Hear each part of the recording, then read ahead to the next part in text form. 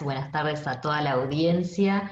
La verdad que nuevamente es un placer encontrarme con ustedes. Así que bueno, nada, como bien dijiste, la semana pasada hablamos de cuestiones que son un poco más duras y digamos que no nos gusta escuchar, pero que realmente favorecen y mucho como asesora se los digo, digamos, a la experiencia y en la gestión de tanto de productores agropecuarios como de las empresas, ¿no? O sea, es importante tener en cuenta esa planificación más allá de si lo están haciendo de una forma u otra. Hoy nos vamos a meter de lleno en lo que más interesa, que es, bueno, Martina, ¿en qué invertimos? O sea, todo muy lindo la planificación, pero ¿qué hacemos con el dinero? ¿No? Que es la cuestión general, lo que todos quieren saber.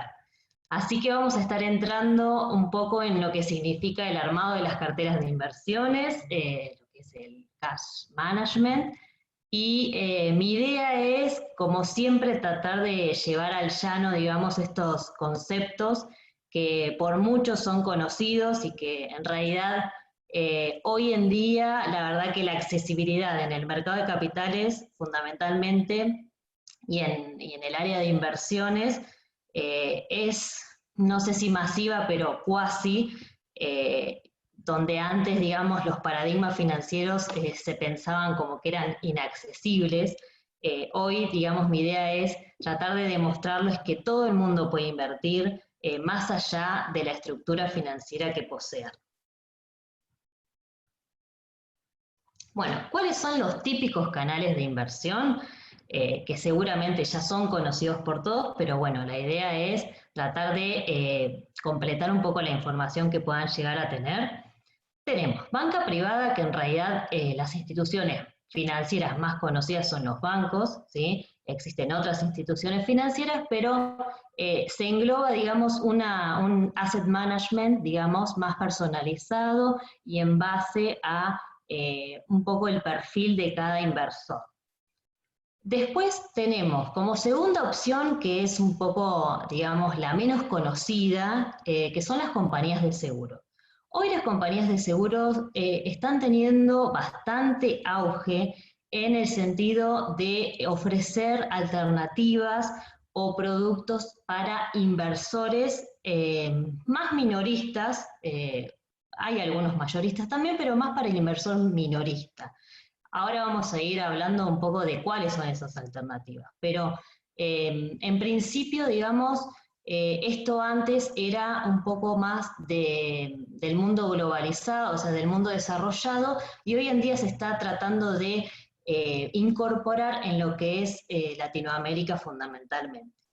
Y por último tenemos el mercado de capitales, que engloba, digamos, a lo que es la oferta y demanda de dinero, ¿sí? Aquellos que quieren obtener, aquellos inversores que quieren obtener una rentabilidad del dinero, se encastran, digamos, con los inversores que necesitan crédito. A eso llamamos oferta y demanda de dinero, que se canaliza por el mercado argentino de valores y mediante las sociedades de bolsa.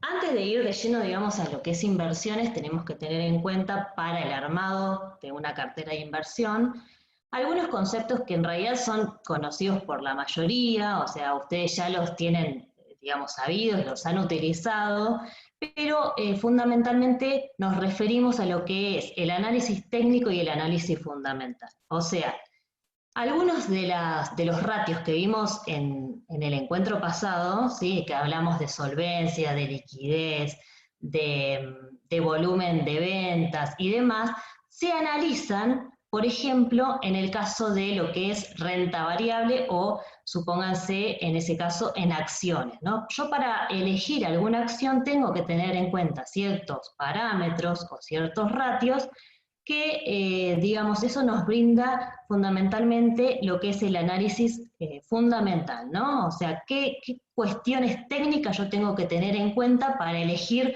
un determinado activo financiero, ya sea de renta fija, como les decía, digamos, cuando nosotros invertimos un capital a una determinada tasa, o de renta variable cuando hacemos una capitalización de nuestra inversión.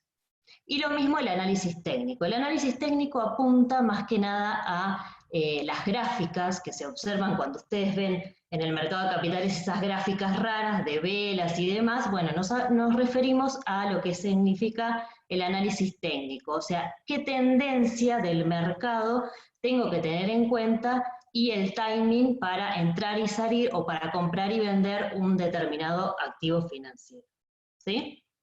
Yo ahí, digamos, les expliqué brevemente estos conceptos porque, bueno, la mayoría suponemos que los conocen, pero por ahí hay alguno que no está familiarizado con estos temas, así que se los dejo para que lo puedan mirar. Bueno, y antes de invertir, o antes de pasar por el ahorro, que también vamos a ver cuáles son las maneras que tenemos de una cobertura de nuestros ahorros, tenemos que tener en cuenta dentro de lo que es el armado de una cartera de inversión, por supuesto, también son conceptos conocidos, digamos, pero tengo que definir, así como definí mi diagnóstico en la planificación financiera, tengo que hacer un diagnóstico también de cuál es mi perfil como inversor, qué perfil de riesgo o qué aversión al riesgo tengo, ¿no? O sea, si estoy dispuesto a arriesgar una parte de mi capital, ¿qué porcentaje de mi capital estoy dispuesto a arriesgar? ¿Sí? No es lo mismo alguien que un inversor, por ejemplo, conservador, que va a invertir fundamentalmente en activos de bajo riesgo o en renta fija, que alguien un poquito más arriesgado y que quiera diversificar su capital. Lo mismo que el horizonte temporal, o sea, cuando hicimos la planificación financiera, yo les hablé de lo que es el diagnóstico de la estructura financiera, de los objetivos y de qué prioridades tenían respecto a esa planificación. Hoy vamos a juntar, digamos, lo que significan el armado de una cartera de inversiones, tanto para las finanzas personales como para sus actividades productivas, ¿no? O sea, que en un productor agropecuario están netamente, íntimamente ligadas, digamos, ¿no? Entonces, dependiendo de cuáles sean los objetivos y esas prioridades que supongo que se habrán definido en el encuentro pasado, hoy vamos a adaptar esas inversiones a esos objetivos y a esos plazos. Y lo mismo que la expectativa de rendimiento que tengan, ¿no? Si estamos hablando de lo que es el mercado local, o sea, el mercado de Argentina, salvo que sean inversores avesados en el tema, digamos, no estamos apuntando a un rendimiento súper alto, ¿sí? O sea, es más bien para una cobertura de capital y o sea, que no se me desvalorice el dinero y no tanto para ser millonario, digamos, con esas inversiones, ¿sí? No es que no se pueda lograr, pero en el mercado local se complica un poco. Bueno, acá les planteo, digamos, un resumen de lo que es el armado de carteras de acuerdo al perfil que ustedes tengan, ¿sí? Si son súper conservadores, o sea, si el objetivo de esa inversión es resguardar el capital o cubrirme de la inflación o tratar de que mi dinero o que los ahorros no se desvaloricen, obviamente van a estar encasillados más en un perfil conservador o moderadamente conservador, donde, como les comentaba recién, su cartera de inversiones va a estar destinada, o el porcentaje de inversiones va a estar destinado en mayor medida a renta fija, ¿sí? Con un menor porcentaje en renta variable, ¿sí? Que puede ser desde el 20 al 40% de ese flujo de dinero en renta variable. Y así lo mismo para el resto de los perfiles, ¿sí? Si tienen un perfil moderadamente agresivo, que en realidad es el perfil como intermedio, digamos, el perfil moderado es como el que usamos la mayoría de los inversores, bueno, tenemos que hacer un balance, digamos, entre lo que es renta fija y renta variable. Y podemos arriesgar algo o un poquito más de la cartera, un poquito más de esa inversión, si vemos alguna oportunidad concreta en el mercado. Bueno, y después el perfil agresivo, digamos, es el más avesado generalmente, los inversores que ya están acostumbrados a hacer todo este tipo de inversiones, o sea que tienen un poco más de expertise, digamos, en lo que es el mercado de capitales. Bueno, generalmente las oportunidades, al tener información inmediata y conocimiento, las oportunidades están mucho más cerca o al alcance y bueno, y pueden aprovecharlas, pueden aprovechar ese timing, digamos, que yo les decía con el análisis técnico.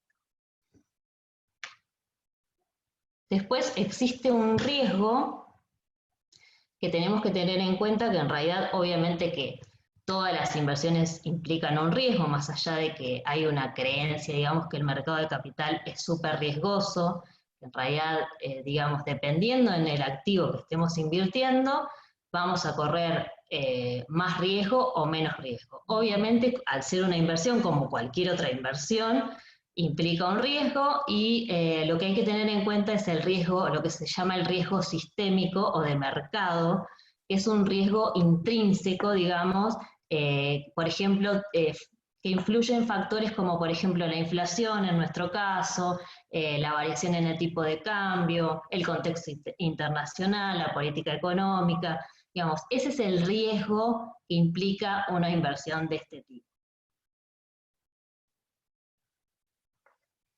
Bueno, pasamos a lo que es el ahorro. Yo se los planteo así de una forma por ahí demasiado sencilla. Hoy en día, digamos, para los que no están haciendo, digamos, dólar MEP, el dólar MEP, o sea, las dos posibilidades de ahorro legales son o el ahorro genuino de el cupo de los $200, que lo pueden hacer por el home banking, que bueno, ahora, digamos, pasó a ser más caro que el resto de los dólares con la aplicación de estos impuestos, del impuesto solidario y bueno, de la percepción de AFIP. Y la otra opción para ahorrar, digamos, es el dólar MEP. El dólar MEP es lo que se llama el dólar bolsa, que es, en realidad se logra con la simple compra y venta de un determinado bono, ya sea desde su propio banco o desde una sociedad de bolsa. ¿Sí? Lo pueden hacer tranquilamente ustedes, si no lo están haciendo, es una operación súper sencilla para adquirir dólares. Hoy digamos, es el dólar legal más barato que existe, ¿sí? Estamos hablando de 144.5 aproximadamente entre compra y venta. O sea, ¿cómo hacen un dólar MEP para aquellos que no estén al tanto? Antes, digamos, el bono más utilizado para comprar era el AI-24. Después de la reestructuración de la deuda, hoy se elige generalmente el bono AL30.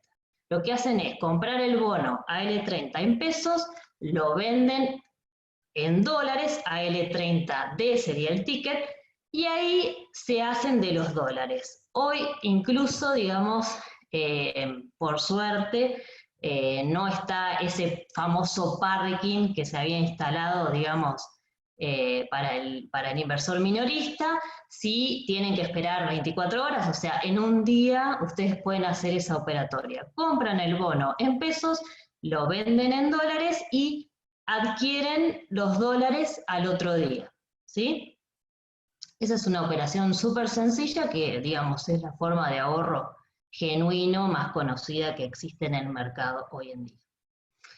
Y en realidad, ahí, digamos, comenté lo que es una cuenta comitente, porque para hacerlo, ya sea por su banco o por una sociedad de bolsa, lo tienen que hacer mediante una cuenta comitente. Una cuenta comitente, para, digamos, explicarlo súper sencillo, es como si fuera el home banking, es la plataforma que ustedes utilizan, digamos, para la compra y venta de estos activos financieros, ¿sí? La única diferencia que tienen desde hacerlo por su propio home banking o desde una sociedad de bolsa es fundamentalmente que en realidad cuando ustedes abren una cuenta comitente en una sociedad de bolsa, las opciones o las alternativas de inversión, la gama de alternativas de inversión es mucho mayor en lo que es una sociedad de bolsa que las opciones que encontramos en cualquiera de los bancos más conocidos, ¿no? Esa es la única salvedad.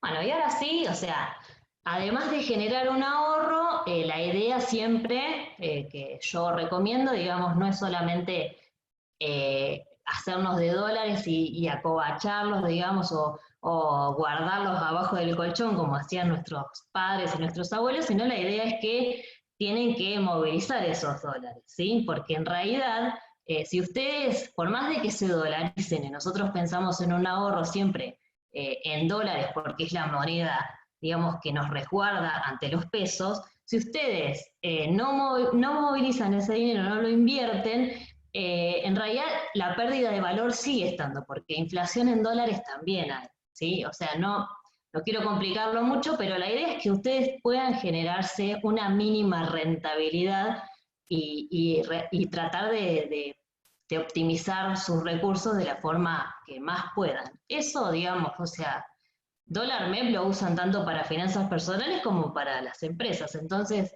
nada, por ahí la rentabilidad no va a ser súper grande, pero pueden ir pagando pequeñas cosas, pequeños impuestos y demás. Bueno, para hablar, digamos, de lo que significan inversiones, vamos a dividir las alternativas, como hablamos la vez pasada, objetivos de corto, mediano y largo plazo. Bueno, ahora vamos a ir alineando las diferentes alternativas de inversión a corto, mediano y a largo plazo. Las dos opciones más conocidas que, digamos, no quiero ahondar mucho en este tema porque, o sea, les traje algunos ejemplos prácticos, pero bueno, estas dos opciones son conocidas por la gran mayoría, o sea, seguramente ustedes ya lo han utilizado, o sea, un plazo fijo, digamos, ya sea ajustable o no, o tradicional, digamos, ya lo han utilizado seguramente. Y la gran diferencia fundamental con los plazos fijos y los fondos comunes de inversión, en realidad es el tema de la liquidez. Son herramientas súper amables y súper genuinas para que nosotros podamos hacer el cash management, digamos, de nuestra gestión empresarial. Es una de las herramientas que más se utilizan fundamentalmente para lo que es el fondo de respaldo que yo les hablé anteriormente dentro de lo que es el plan de contingencia, ¿sí? Lo que hacen los fondos, a diferencia de los plazos fijos, me generan la liquidez. O sea, yo en el plazo fijo tengo que esperar justamente a un vencimiento o a un plazo. La diferencia con el fondo común de inversión, o sea, en cuanto a tasas, digamos, no es grande, incluso digamos, los fondos comunes de inversión más conservadores, que son los de money market o los fondos de dinero, digamos, la tasa es un poquito más baja inclusive que el plazo fijo, pero el beneficio o la ventaja que tiene es que me da liquidez inmediata. Entonces, mínimamente yo puedo ir movilizando ese capital, como les decía, y no tengo la pérdida de valor en ese timing o en ese tiempo entre un pago y un cobro, por ejemplo. Las liquidaciones, o sea, de los fondos comunes de inversión, van desde 24 a 72 horas hábiles, o sea, el de liquidez inmediata, el fondo de dinero, digamos, de liquidez inmediata, no necesito, digamos, plazo, pero el resto de los fondos comunes de inversión pueden tardar hasta 3 días en acreditarse el dinero. Esa es la diferencia fundamental con el plazo fijo. Después, obviamente que de acuerdo al fondo de inversión que podamos elegir, ya sea de renta fija, de renta variable, de renta mixta, va a ser la tasa de interés que me brinde. Los fondos, digamos, que son de renta mixta o que hoy en día, digamos, en su composición de cartera tienen muchas obligaciones negociables, por ejemplo, están dando muy buenos rendimientos. Y ahí sí superamos ampliamente lo que es el rendimiento del plazo fijo. Bueno, acá les traje, digamos, dos ejemplos de fondos, digamos que de bancos los más conocidos o los más utilizados, digamos, que son los fondos de dinero de Superahorro Plus y FIMA Premium, que seguramente, digamos, los han utilizado. Y ahí, como pueden observar, digamos, la tasa nominal es muy similar a la de un plazo fijo y, como les decía, la diferencia fundamental es que ustedes tienen el dinero en liquidez inmediata, en forma inmediata. No necesitan esperar ni 30, ni 60, ni 90 días para que se acredite ese dinero. Y lo mismo con otro ejemplo, digamos, que es un fondo que invierte fundamentalmente en lo que son obligaciones negociables, que ahora voy a explicar qué son las obligaciones negociables. Es el Galileo Premium, digamos, que es un fondo que este sí lo tienen que buscar, digamos, tienen que invertir en una sociedad de bolsa, no es parte de la cartera de un banco, pero bueno, ahí tienen un ejemplo de una tasa anual de alrededor del 60%, ¿no? O sea, digamos, hoy en día la tasa de un plazo fijo, sabemos que la tasa real es negativa, o sea, pensando en una inflación de un 40 o un 50% anual, digamos que son las estadísticas que manejan o que manejamos la mayoría de los economistas y de los analistas, sabemos que un plazo fijo nos está dando pérdida, por ejemplo, ¿sí? Entonces, tenemos que volcarnos hacia este otro tipo de alternativas que mínimamente cubran la inflación, que es uno de los objetivos. Bueno, y acá les hice un ejemplo súper sencillo que ustedes pueden aplicar, digamos, en sus empresas o en su propia actividad. O sea, yo entiendo, digamos, por ahí los productores que son multitasking, digamos, que se suben al tractor o a la cosechadora o a la sembradora y que me dicen, Martina, no tengo tiempo de hacer un fondo. Bueno, en realidad siempre alguna ayuda de algún asesor, de algún familiar tienen, entonces, digamos, en realidad son alternativas que, como digo, están al alcance de todo el mundo, incluso no necesitan sí o sí abrirse una cuenta en una sociedad de bolsa, sino que lo pueden hacer por su banco también.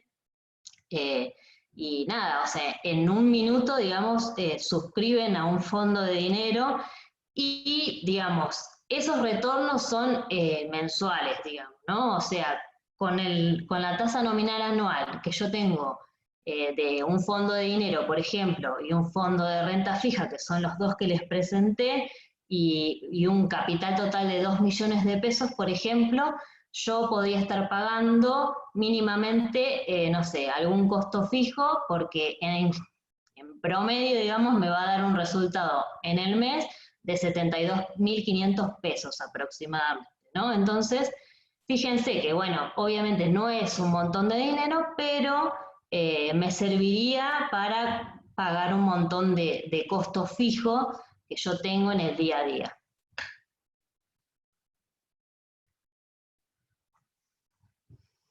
Bueno, cualquier cosa me van preguntando, porque yo por ahí me acelero. Seguimos con, bueno, ahora digamos, las dos alternativas de corto plazo que pueden utilizar más que nada para el manejo del flujo de fondos diarios o cotidiano o mensual, son esas dos que les planteé, las más tradicionales, digamos que no son por ahí las recomendadas, y los fondos comunes de inversión que generalmente son conocidos por todos y la gran mayoría ya los ha utilizado y ya sabe, digamos, operar. O sea, suscribir y rescatar. O sea, no hay mucha más ciencia que esa. Después tenemos inversiones a mediano y largo plazo. Acá, digamos, la diferencia fundamental entre acciones y CDRs y bonos y obligaciones negociables, digamos, es súper sencilla. O sea, acciones es parte de la renta variable, como les explicaba anteriormente. O sea, las acciones por ahí en lo que es el mercado local son muy volátiles. No es que no se puede invertir en acciones, pero tenemos que pensar justamente en un mediano plazo, ¿sí? Y en capital que no vayamos a utilizar en forma inmediata. Siempre cuando en el armado, digamos, de una cartera de inversión, cuando queremos invertir para diversificar el capital o más que nada cuando decimos, bueno, para los que no estén invirtiendo en el mercado de capitales, quiero arriesgar un poquito más o tenemos que pensar en una cartera de inversiones con un dinero que no lo vayamos a necesitar en forma inmediata. O sea, esa es mi recomendación. No con el tema de los fondos que lo utilizamos, ¿no? O sea, con eso tenemos liquidez inmediata. Cuando hablamos de inversiones a mediano y largo plazo, estamos hablando de 2 a 5 años, ¿no? O sea, ese es un mediano y largo plazo que creo que no lo dije. O sea, un corto plazo es desde lo inmediato hasta el año, un mediano plazo después del año hasta 3, 5 años, y largo plazo ya mayor a 5 años. Esos serían como los horizontes temporales. Entonces, una inversión en acción o CDRs o bonos y obligaciones negociables ya estarían a partir o en un plazo, digamos, tengo que pensar en un plazo que no sea menor a 2 años. ¿Por qué? Porque en realidad, digamos, en el corto plazo hay algunas oportunidades puntuales que me pueden llevar a tener una rentabilidad y un recupero de ese capital inmediato, pero digamos, generalmente tiene que ser con dinero que no vayamos a utilizar en forma inmediata y pensando aproximadamente en ese plazo para, digamos, tener una rentabilidad que valga eh, la pena, ¿no? ¿Cuál es la diferencia fundamental entre acciones y CDRs? Digamos, los CDRs son certificados de depósitos argentinos de acciones que cotizan en el exterior, por ejemplo en Estados Unidos, en la Bolsa de Nueva York, por ejemplo, eh, o sea, son inversiones, empresas de afuera, del exterior, pero que cotizan en el mercado local, o sea, en la bolsa local. Entonces yo puedo adquirir una acción, como por ejemplo Apple, que en realidad es una acción de afuera, y yo con esa acción puedo invertir en pesos y tener una rentabilidad en dólares. Esa es la diferencia fundamental y por eso es que hoy en día, digamos, las carteras están virando mucho a lo que son los CDRs porque, digamos, a diferencia de una acción, me está dando una renta dolarizada, ¿no? O dolarizada, digo dolarizada porque, digamos, las más comunes son las inversiones en dólares, pero puede ser no sé, en euros, en lo que quieran, ¿no? En una moneda extranjera o una acción, digamos, que sea de afuera. Entonces, digamos, yo puedo ingresar tanto en pesos como en dólares y si ingreso en pesos tengo una rentabilidad que está linkeada al dólar, o sea que voy a tener una doble rentabilidad, lo que rinda la acción en el mercado y la diferencia de precio con el dólar, ¿no? O sea, porque estamos hablando de inversiones de dólar, o dólar link o digamos del dólar MEP. Entonces, esa es la diferencia fundamental con una acción de acá, que en realidad una acción de acá yo puedo invertir todo lo que quiera, pero tengo que invertir en pesos y mi rentabilidad va a ser en pesos. Y después, la diferencia fundamental entre bonos y obligaciones negociables es muy sencilla, o sea, los bonos, digamos, es deuda que yo, digamos, invierto en deuda pública y las obligaciones negociables es deuda de empresas, o sea, yo estoy financiando en ese caso a empresas como inversor.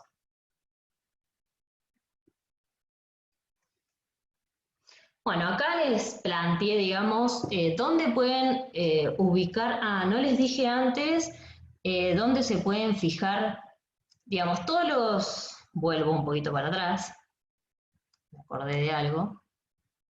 Todos los fondos comunes de inversión tienen lo que se llama fact sheet o ficha técnica, ¿no? Ahí ustedes pueden buscar en la Cámara Argentina de Fondos Comunes de Inversión, que ahora se los voy a poner en el chat, Y ahí pueden buscar cada fondo, digamos, está el listado de todos los fondos que existen, digamos, ya sea de bancos o de sociedades de bolsa, y ahí en esa ficha técnica pueden encontrar, digamos, en qué invierte, o sea, cuál es la cartera de inversión del fondo, ¿sí? Qué activos financieros componen ese fondo, por ejemplo. Los fondos comunes de dinero, como les decía hoy, invierten en los mismos plazos fijos, en las cuentas remuneradas de los mismos bancos, en las mismas cuentas corrientes de los bancos, ¿sí? Un fondo de renta fija puede invertir en bonos, en obligaciones negociables, un fondo de renta variable en acciones, bueno, y así. Un fondo mixto en las dos, ¿no? Entonces, en esa página ustedes pueden encontrar todas las condiciones de todos los fondos y ahí pueden hacer una comparación entre fondos de banco, fondos de sociedad de bolsa, en cuál les gusta más o cuál se adapta más a su perfil. Punto aparte, vuelvo. En la página, o sea, el banco, digamos, que engloba, digamos, los CDRs, es el COMAFI. Entonces, en la página del COMAFI, ustedes pueden encontrar el listado de todos los CDRs disponibles en el mercado argentino. Incluso, digamos, hoy en día se hizo mucho más accesible, digamos, el mercado de CDRs. Antes, con esto que les digo, que con toda la revolución, digamos, del dólar link y de buscar opciones o alternativas que resguarden nuestro capital en dólares, lo que hay es un nuevo listado de CDRs que son nuevos, digamos, porque antes por ahí los CDRs eran accesibles para un perfil de inversor, digamos, de mucho capital. Hoy en día, no sé, por ejemplo, con 5.000 pesos, pensando en pesos, se puede invertir en un CDR, ¿sí? Entonces es una forma que se hizo mucho más accesible y existe un nuevo listado de un montón de empresas que antes no se podía acceder.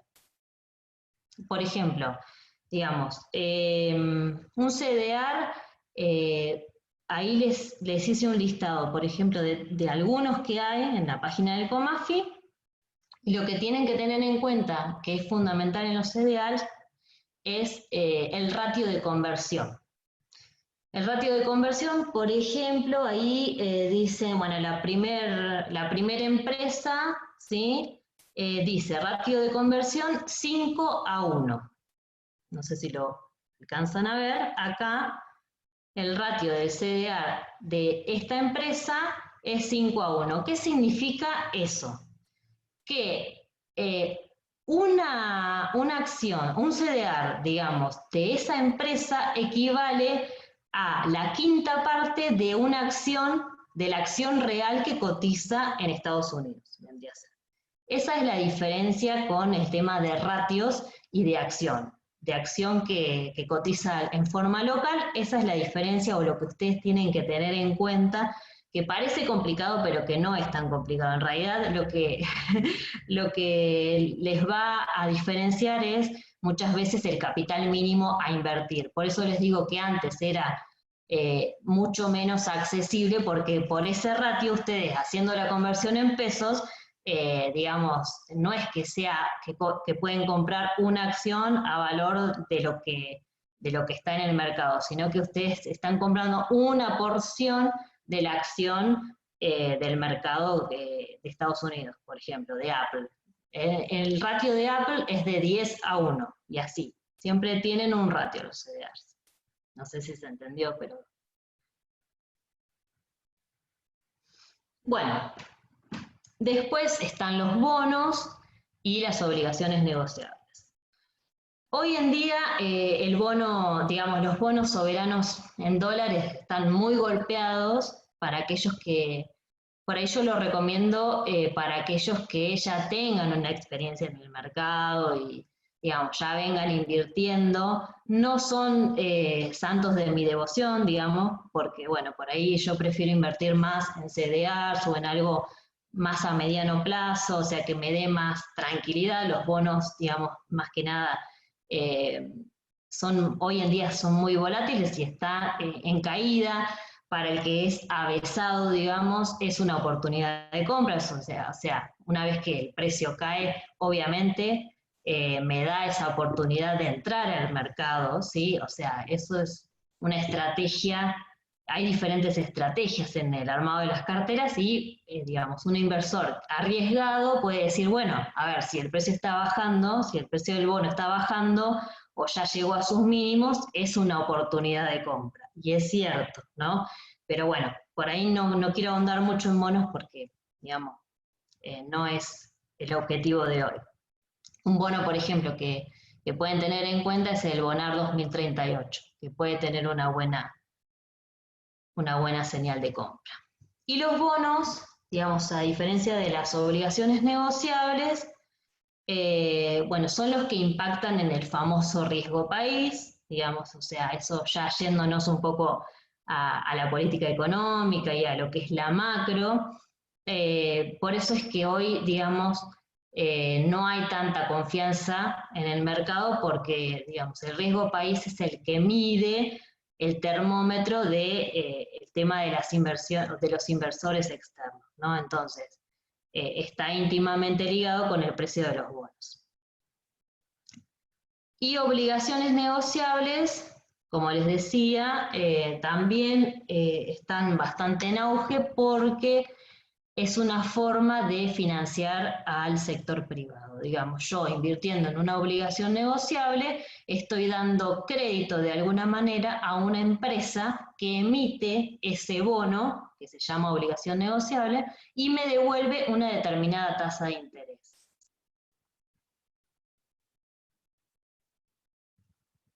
Bueno, y por último tenemos las inversiones de largo plazo,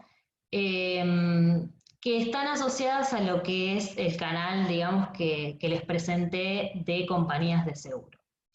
En realidad son inversiones que también están al alcance de todo el mundo porque son inversiones que se adaptan un poco tanto al perfil del inversor como a la estructura financiera de cada inversor o de cada familia, digamos. Y son herramientas súper útiles que en realidad, digamos, en nuestro país por ahí no están demasiado desarrolladas, pero seguramente habrán escuchado, digamos, que todo el mundo en los países desarrollados tiene su propio plan de pensión. Primas únicas es una inversión también que está buena porque es una inversión a mediano y largo plazo, de montos un poco más superiores, o sea, dependiendo de la edad que cada uno tenga, puede obtener o un plan de pensión o un aporte de primas únicas o una inversión de primas únicas. Las primas únicas generalmente se utilizan para personas que tienen, no sé, mayores a 50 años, por ejemplo, que no son tan a largo plazo, sino que necesitan recuperar ese capital, tipo una renta, digamos, antes, no sé, culturalmente, digamos, invertíamos en ladrillos. A veces este tipo de inversión supera mucho en rentabilidad a lo que es el sector inmobiliario, hasta incluso pueden invertir una parte de las carteras de inversión de sus fondos, digamos, en diferentes sectores. Entonces, lo que estoy haciendo, en definitiva, es diversificar el capital y generar una fuente complementaria de ingresos. Esto en realidad se los planteo más que nada, porque, como les digo, son herramientas súper sencillas, súper flexibles, se pueden ir combinando con el corto plazo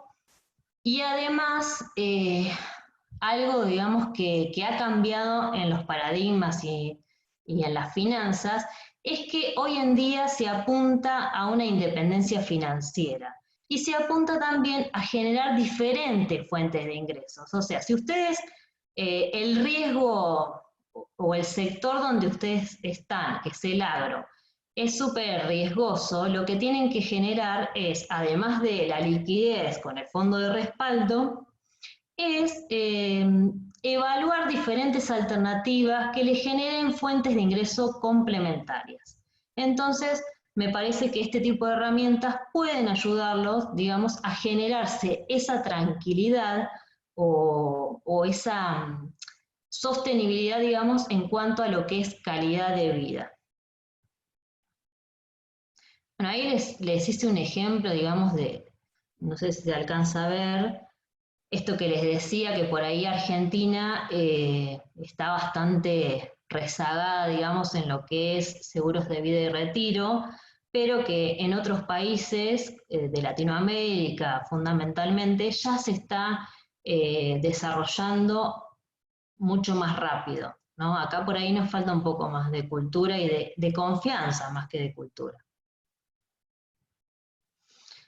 Y lo que hacen, digamos, las compañías de seguros es invertir y financiar también a la economía real. O sea, hoy por ley, todas las compañías de seguros tienen que invertir en pymes, por ejemplo, y en la economía real de cada país. Entonces, es una forma de financiar también a las empresas. Y los fondos de inversiones o las carteras de inversiones generalmente son los mismos que los fondos comunes de inversión que eligen en una sociedad de bolsa. O sea, la cartera de activos donde tenemos que hacer ese aporte, digamos, que compone a esa inversión, es la misma que cualquier fondo común de inversión que ustedes estén haciendo a corto plazo. Bueno, y esto un poco se los dije, o sea, la idea, digamos, de lo que es los planes de pensión es generarme un ingreso extra o un ingreso pasivo, o sea, la idea, digamos, es que ustedes puedan generarse un complemento para, no solamente pensando en un plan de pensión como jubilación, sino que les sirva también como una forma genuina de ahorro a corto y a mediano y largo plazo. Y acá les hice un ejemplo. Lo que no les dije es que puede ser, o sea, vos puedes elegir, digamos, un plan de pensión o un plan de ahorro, digamos, se puede armar en base a tu estructura financiera, en base a tu capacidad de ahorro, y puede ser tanto en pesos como en dólares, ¿sí? Entonces, para el caso de que quieran hacer un plan de pensión en dólares, no sé, piensen, por ejemplo, en lo que significa un camión de cebada, ¿no? Alrededor de $6.000 ustedes pueden llegar a invertir para resguardar ese capital o para mantener ese capital, esa calidad de vida a futuro. Entonces ahí les hice un ejemplo de lo que es un plan de pensión o un plan de primas únicas, dependiendo la edad, a 5, a 10 y a 15 años. Si ustedes invierten $6.000 anuales, ¿cuánto tendrían de resultado a 5, a 10 y a 15? Fíjense que, digamos, es un retorno en dólares bastante importante. Generalmente lo que hacen las empresas en dólares fundamentalmente es seguir el índice S&P, o sea que es, digamos, el índice de las mayores empresas, de las mejores empresas de Estados Unidos. Entonces un retorno promedio entre el 7 y el 9% anual, o sea, un retorno, ahí les hice un promedio del 8% anual, y eso es lo que ustedes podrían llegar a tener a esos. Fíjense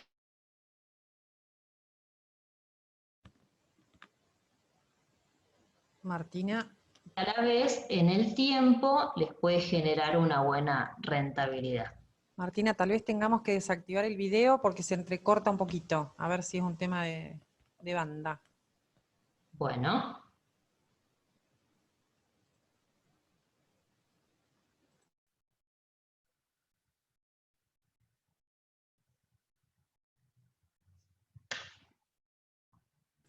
Te aviso, pero por ahí es te tildaste en algún momento, así que... Ok. Te No sé aviso dónde cualquier me cosa. quedé. No, se entendió, pero por ahí vale la Bien. pena liberar el video para darle más vuelo a la conexión. Y vemos qué pasa. Ok. Ok. Bueno, entonces, la sugerencia, digamos, fundamental para el armado prudente de una cartera de inversión es pensar y actuar estratégicamente, no solamente a corto plazo, sino, digamos, para brindar esa liquidez que necesitan en el día a día, sino también en el mediano y largo plazo para dividir un poco los objetivos en forma estratégica, ¿no? O sea, dependiendo de nuevo a esa planificación que ustedes hayan realizado y a cuáles sean las prioridades o las necesidades puntual con ese capital. O sea, no es lo mismo cubrirse de la inflación, de la devaluación, que pensar en un futuro, en una renta futura, en un ingreso pasivo y demás. Obviamente la diversificación también tiene que estar y, como les decía recién, alinear esos objetivos a las inversiones. Ahora vamos a ahondar un poco más en lo que es el contexto, o más adelante, digamos, vamos a hablar de lo que es el contexto y las variables macroeconómicas, tanto a nivel global como a nivel local, para pensar un poco estratégicamente qué hacemos durante este año, pero en el encuentro anterior yo les hablé de lo que son las fintech y de algunas cuestiones que, digamos, si bien no vamos a ahondar mucho, me parece que está bueno, digamos, nombrarlas y ponerlas un poco sobre la mesa, para, más que nada para el uso cotidiano que ustedes les puedan dar, o para conocer, digamos, qué es lo que puede llegar a venir. A un punto aparte, digamos, después seguimos con el tema de lo que es fundamentalmente inversiones y qué estrategia aplicamos, y ahora vamos a ver algunos ejemplos y demás. Pero quería nombrarles fundamentalmente lo que son las fintech para pagos y transferencias. O sea, ahí tienen un ranking de lo que son las billeteras digitales, las más utilizadas acá en Argentina. O sea, todos conocen la plataforma de Mercado Pago, otra es Ualá, Modo, es la forma, digamos, que se unieron todos los bancos para brindar soluciones y brindar competencia a Mercado Pago y demás. O sea, hay algunas que no son tan conocidas, pero en realidad se las quería presentar porque, digamos, es una forma que ustedes pueden utilizar, más que nada apuntando a lo que es finanzas personales, y algún comerciante, si hay algún comerciante presente, también está bueno, digamos, brindar herramientas para lo que es la gestión fundamentalmente. Bueno, y ahí, digamos, esas aplicaciones les permiten pagar, recibir transferencias, pedir préstamos, emitir tarjetas, cargar la SUBE para los que estén, digamos, en capital y demás, pagar servicios, bueno, y demás, ¿no? Se las quería nombrar fundamentalmente porque las nombramos, digamos, en el encuentro pasado, y no les hablé concretamente de cuáles podrían ser las plataformas que ustedes podrían utilizar. Y lo mismo con lo que es tecnología blockchain y criptomonedas, que de nuevo no voy a ahondar mucho en el tema porque es un tema, digamos, candente, y la verdad es que mi idea es presentarles alternativas u opciones de inversión, más que nada pensando en un perfil de inversor moderado y no tan agresivo, pero bueno, también es una tecnología, digamos, o es una accesibilidad que nos está brindando justamente este contraste de barrera. O sea, como que ya, digamos, Internet y la globalización ya con el tema de la pandemia nos hizo pensar en otras opciones y en todo lo que por ahí se puede llegar a venir, que es esto, ¿no? O sea, el dinero digital con la tecnología blockchain, y bueno, nada, por más de que muchos no conozcamos o no nos animemos, es algo que está y que, bueno, tenemos que empezar a acostumbrarnos, ¿no? Lo mismo que nos pasó en su momento con el e-check, digamos, tarde o temprano por ahí van a ser opciones que las vamos a tener que utilizar. acá, digamos, ¿cómo se utilizan las criptos? Bueno, fundamentalmente, digamos, quería comentarles es que se utilizan, digamos, mediante plataformas o casas de cambio que se llaman exchange, digamos, son las casas de cambio y a diferencia de una caja de ahorro en un banco, digamos, existen lo que se denominan billeteras virtuales o digitales, que esa es la forma, digamos, donde yo tengo acreditado el dinero y tengo una clave pública para las operaciones de compra y venta y una clave privada, que es la famosa clave que, digamos, no me puedo olvidar porque es la que yo solamente como inversor sé, ¿no? Bueno, hay algunas salvedades, pero no quiero ahondar mucho en el tema. Acá les aclaré, digamos, cómo se realizan las transacciones, que recién se los dije, y hay operaciones, además por casa de cambio, digamos que la más conocida es Binance, digamos, hay operaciones que se hacen persona a persona, ¿sí? Peer-to-peer es directamente la compra y venta de criptoactivos de persona a persona, que no es la más recomendable porque es como si ustedes estuvieran fuera del mercado o fuera de la casa de cambio. Son las más riesgosas, digamos. Bueno, existen diferentes tipos de criptomonedas.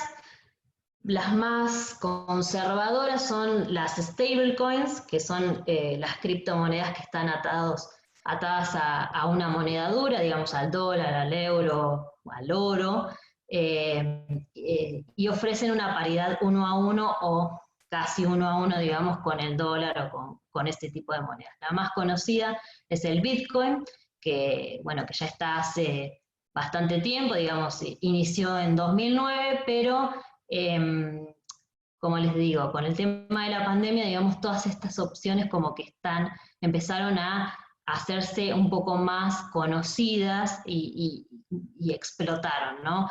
A tal punto que, digamos, hoy en día es un mercado hiper volátil, que bueno, en realidad no quiero ahondar mucho porque la verdad es que no es el objetivo de esta charla, pero sí dar algún conocimiento básico porque, bueno, seguramente las tendremos que tener en cuenta a futuro.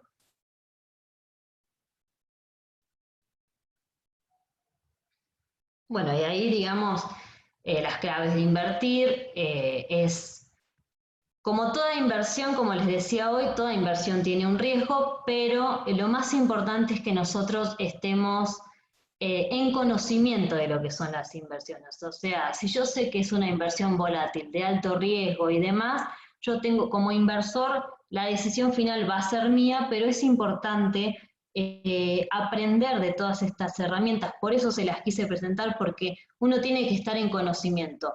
Porque, digamos, uno puede invertir en forma particular o puede tener generalmente, digamos, tenemos un asesor o nuestro contador, digamos, que es el que nos maneja las finanzas o nos hace las recomendaciones. Pero siempre es importante estar al tanto de cómo funcionan las herramientas, de qué tasas tienen, o sea, es mucho mejor estar al tanto y decidir en definitiva nosotros si invertimos o no. Bueno, hago esa salvedad y volvemos a lo que es el contexto buca o bica, digamos, este contexto que estamos atravesando actualmente, que es hipervolátil, ambiguo, cambiante, inestable, ¿no? Que nos genera mucha incertidumbre. Pensando a nivel global, digamos, en lo que es el mercado de capitales, hace un par de semanas, digamos, se dio una corrección en el mercado. Eso significa que las cotizaciones cayeron, ¿sí? O sea, los principales índices bursátiles, el Nasdaq, el S&P y el Dow Jones, sufrieron esta corrección, perdón, del mercado. Y bueno, y en realidad eso, o sea, nosotros siempre miramos el mercado de Estados Unidos, que es el más grande, ¿no? O el de los países más desarrollados, que son los mercados que repercuten en el mercado local. Entonces, digamos, eso se vio afectado en las cotizaciones fundamentalmente de los bonos, como les decía hoy, y de las tecnológicas, o sea, hubo como un cambio, digamos, de estrategias donde pasamos de ciertas empresas tipo las tecnológicas, que engloba, por ejemplo, el Nasdaq, a inversiones un poco más cíclicas o más de consumo. Y si bien la economía mundial está recuperándose, bueno, está todo el tema de, digamos, de las vacunas del COVID, que en realidad no está, en algunos países está bastante acelerado, como Estados Unidos, Chile y demás, pero en otros hay posibilidades de rebrote y eso repercute también en las cotizaciones del mercado. Bueno, y después tenemos el mercado de capital local, que bueno, no es tan alentador, digamos, si bien la recuperación, digamos, se va dando y la suba en los precios de los commodities ayudó muchísimo, o sea, llegamos a precios de niveles máximos, pero bueno, nada, siempre estamos en un vaivén en la economía argentina, más que nada dado por la política económica, o sea, eh, nada, el retraso cambiario está por la época o el contexto, digamos, eleccionario, lo que estás, o siempre está la puja esa de expectativas con respecto a la inflación y al tipo de cambio, o sea, se está tratando de, de, de que el dólar no sube o de que el dólar no se dispare, pero bueno, la pregunta es hasta cuándo se va a dar eso, ¿no? Obviamente, por parte de la política económica se va a tratar de llegar a las elecciones de forma estable con respecto al tipo de cambio, pero después las expectativas de inflación hacen que esa puja entre el dólar y la inflación, bueno, no sea por ahí, esa presión no sea sostenible en el tiempo y bueno, en algún momento la corrección en el mercado local también se va a dar.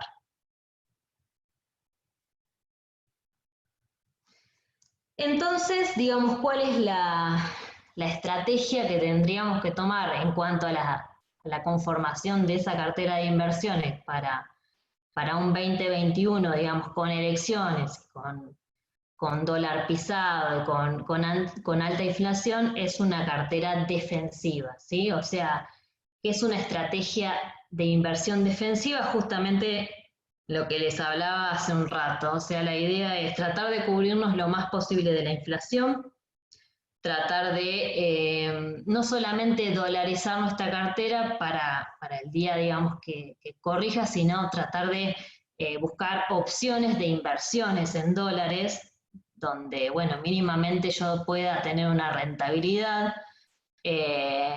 Y bueno, tratar de ir más que nada a empresas de primera línea, donde tengan bajo nivel de deuda y la forma más fácil, digamos, es esta a mediano y largo plazo, es esta de los CDRs o de las obligaciones negociables, que también son opciones, digamos, que dependiendo de la empresa que yo elija, me pueden brindar esa cobertura en dólares. Pero más que nada, mi recomendación es esa, o sea, tratar de cubrirnos lo más posible y de que ese dinero o ese capital no se desvalorice.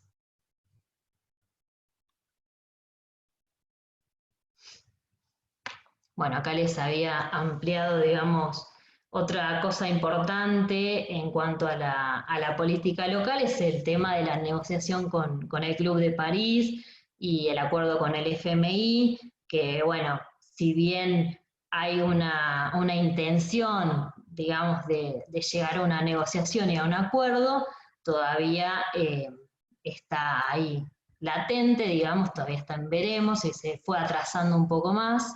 Así que nada, en realidad es eso. hay que ser cuidadosos y nada, tener una estrategia que apunte fundamentalmente a eso, a cubrirnos de todas esas cuestiones que, digamos, más allá de lo global, nos afectan en lo local también. Y bueno, como reflexión final, antes de las preguntas, en base a estos 12 encuentros que tuvimos, o sea, en base a lo que fue el primer encuentro de planificar, o sea, de pararme y saber dónde estoy o cómo estoy en cuanto a la estructura financiera y hacia dónde quiero llegar, bueno, cuáles son mis objetivos, cuáles son mis prioridades y necesidades, y si realmente si ya estoy haciendo inversiones, digamos, si esos objetivos están alineados con esas inversiones, si estoy diversificando el riesgo correctamente, en esto que les decía, digamos, más que nada, hay un nuevo paradigma que en realidad no apunta tanto a diversificar en la manera más filosófica, si se quiere, sino en cuanto a ver cuáles son mis prioridades o qué considero yo para mi bienestar y para mi calidad de vida, ¿sí? Por ahí el sector agropecuario es un sector súper riesgoso, entonces yo tengo que buscar alternativas de inversión que me brinden un complemento para tener una renta y complementar esa actividad. Eso es por ahí la idea, digamos, o la recomendación. Y, por supuesto, cómo voy a enfrentar esos próximos desafíos, un poco en base a este contexto que estamos atravesando, de una mejor manera y de forma de optimizar esos recursos y ese cash flow financiero. Bueno, claro. Y hemos finalizado. Y hemos finalizado. Bueno, pero ahora te vamos a hacer volver al principio, Martina. Bueno, te vamos a preguntar, volvemos. Te vamos a pedir que repases el nombre del bono que se usa ahora en reemplazo de la I-24. Sí, AL30. Lo escribo si quieren. Dale.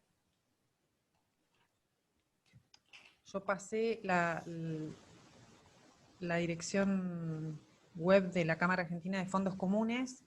Bien. La puse O por sea, ahí. es que no tengo la opción de... A ver. A ver si... No me aparece. Ahí está. No veía el chat. ¿Ahora sí? Sí.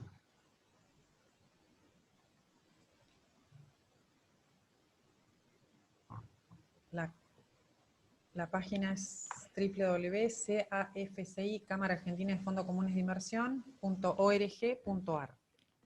Sí. No, o sea, es que no puedo... Mira, a ver. Es el BONAR 2038. Bien, voy yo. Sí, ese es el que dijiste, pero el bono. El dólar MEP. Ah, perdón. El AL30. Ahí está. AL30 para comprarlo en pesos. Y AL30D para venderlo en dólares. Bien, ahí va. La página está bien. Después, bueno, hablaste del banco Comafi para consultar los CDRs. Y tenemos ahí una pregunta respecto de los fondos comunes de inversión en dólares. Si recomendás alguno, qué rendimiento esperable. Sí, los fondos, digamos, un rendimiento entre el 3 y el 5% anual en dólares. El fondo Cohen, ahí lo encontré. Cohen renta fija es uno de los que están vigentes. Antes había otro que es el Galileo Income, que en realidad creo que hoy ya no está vigente, o sea, para suscribir, ¿no? Pero el Cohen renta fija puede ser una opción.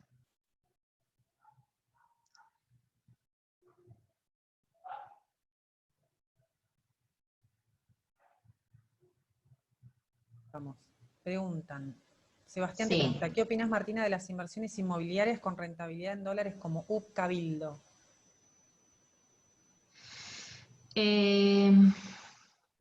Mira, el sector inmobiliario, digamos, yo apuntaría más que nada a la eurozona, por ejemplo, eh, que es un sector que por ahí da tranquilidad. Ese que me nombran no lo conozco, pero inversiones inmobiliarias por ahí, o sea, es un buen momento para ingresar si tenés el tiempo para esperar. Ujú. Agustín te pregunta, ¿cómo podríamos cubrirnos ante una eventual suba de tasas en Estados Unidos? ¿Lo ves posible a corto plazo?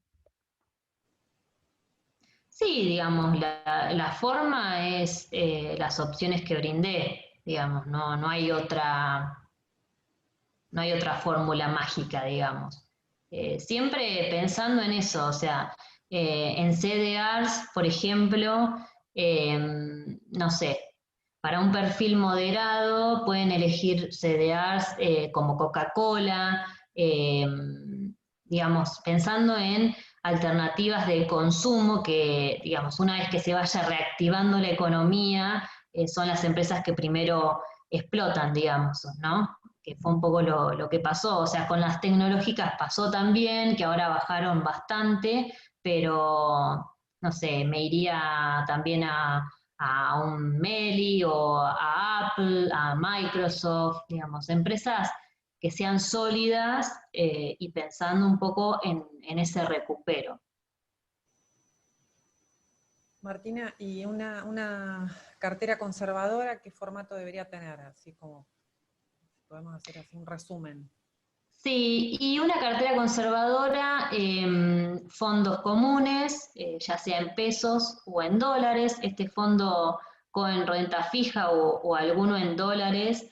Siempre cuando se fijen fondos comunes de inversión en dólares, tienen que evaluar en ese fact sheet, digamos, fondos que tengan inversiones LATAM, digamos, bonos LATAM o ese tipo de cobertura.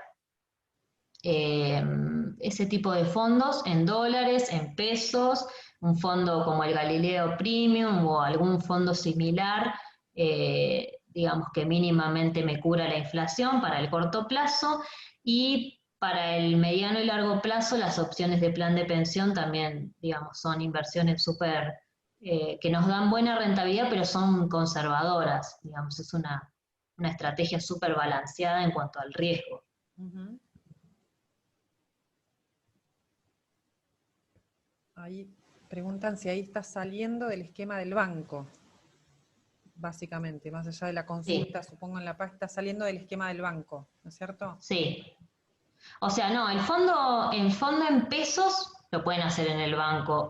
Fondos en dólares y CDAs ya sería desde la cuenta comitente de una sociedad de bolsa y bueno, lo mismo en una compañía de seguros con un plan de pensión o una inversión de aporte único, de prima única. Tu opinión sobre fondos que inviertan en tecnología 5G. Eh, Tecnológicas, no tengo tanta experiencia en tecnológicas, pero puede ser una buena opción. Por ahí ya les digo, yo iría a las más conocidas, a Apple, a Microsoft.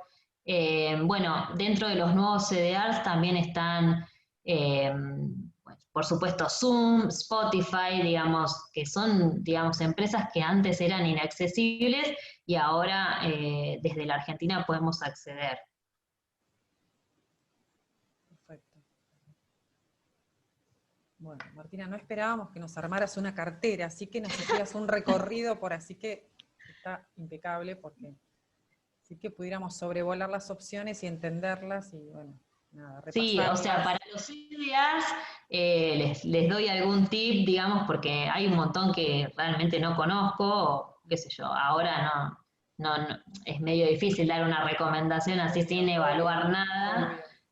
Pero en el CDR lo que tienen que mirar es el beta, que es, digamos, el parámetro que ustedes pueden utilizar en cuanto a la volatilidad que tiene esa empresa en el mercado, ¿no? Si es un beta mayor a 1, es una empresa bastante volátil. Si está entre 0 y 1, dentro de todos es una empresa más estable. Además, una cosa fundamental en el tema de CDRs es el volumen de negociación de esos CDRs, porque no son líquidos. Por eso yo les planteé un CDR, o sea, invertir en un CDR a mediano y largo plazo, porque lo que no tienen es justamente liquidez. No se negocian tanto como las acciones, o sea, vos comprás hoy una acción de Galicia, por así decirlo, y si la querés vender mañana, la podés vender, tenés una contraparte. En el CDR, al tener menos volumen de negociación, no tenés esa posibilidad de venderlo cuando vos quieras. Entonces, ese es el tema de los CDRs. Marti, acá Javier te pregunta si hay algún monto mínimo estimado para ingresar al mercado financiero, dadas las comisiones del broker e impuestos. No, la verdad es que hoy en día, como les decía al principio, las inversiones ya son accesibles, o sea, vos podés invertir si querés en un fondo desde 1.000 pesos o menos, ¿no? Desde a 100 pesos. Lo que pasa es que en realidad cuando uno piensa en armar una cartera de inversión, mínimamente, como les decía, tiene que ser dinero, mínimamente tienen que invertir, no sé, 100.000 pesos como para decir, puedo prescindir de ese dinero, ¿sí? O sea, puedo armar una cartera diversificada, no así con un fondo común de inversión que es en pesos, digamos que es para el día a día. Eh, pero ya si quiero armar una cartera de inversión más diversificada, tanto en sectores como en plazos, mínimamente tengo que tener, no sé, se puede invertir, ya te digo, desde 1.000 pesos si querés, pero en realidad operar costos en cuanto respecto a la cuenta, no te cobran por abrirte una cuenta en bolsa, que en realidad eso tampoco lo dije, o sea, es súper sencillo, digamos, una apertura de una cuenta comitente hoy en día la haces en el acto, o sea, te sacan una selfie o tenés que enviar una foto de tu documento y la haces todo online y ahí ya podés, una vez que haces la transferencia desde tu banco, ya podés empezar a operar. Los costos de apertura no existen, o sea, no hay costo de apertura, no hay costo de mantenimiento de cuenta a diferencia de un banco, pero sí existen los costos de operación por compra y venta de activos, que generalmente son entre 0,5 y 1,15, digamos. Eso es el costo que tenés que tener en cuenta en la parte de operatoria. Acá una pregunta más macro, Marti. ¿Qué sectores pueden verse afectados ante una suba o baja en el dólar en Estados Unidos? Es más. Y es un poco más compleja esa pregunta. La verdad es que eh, yo hoy apuntaría, como les dije, para los que son más conservadores, apuntaría más a sector de consumo o sector cíclico. Una recomendación puede ser el sector financiero porque en realidad cuando se empiece a recuperar un poco toda la economía, el sector financiero también se recupera, pero bueno, no sé si arriesgarme a algún sector puntual. Siempre, digamos, la reactivación económica se da con lo que consumimos día a día, ¿no? O sea, lo vimos también con la pandemia, ¿no? O sea, lo que más se reactivó, digamos, fueron las tecnológicas, porque era lo que usábamos de forma continua y también el consumo en cierto punto. Martina, a ver, no sé si lo tenés analizado, pero ¿cuál es el riesgo de invertir en un seguro de retiro en comparación a las viejas AFJP que luego el gobierno estatizó? ¿Tenés hecho algún análisis sobre eso? Sí, en realidad, digamos, bueno, esa consulta puntual, si quieren después me pueden escribir, o sea, yo no tengo ningún problema.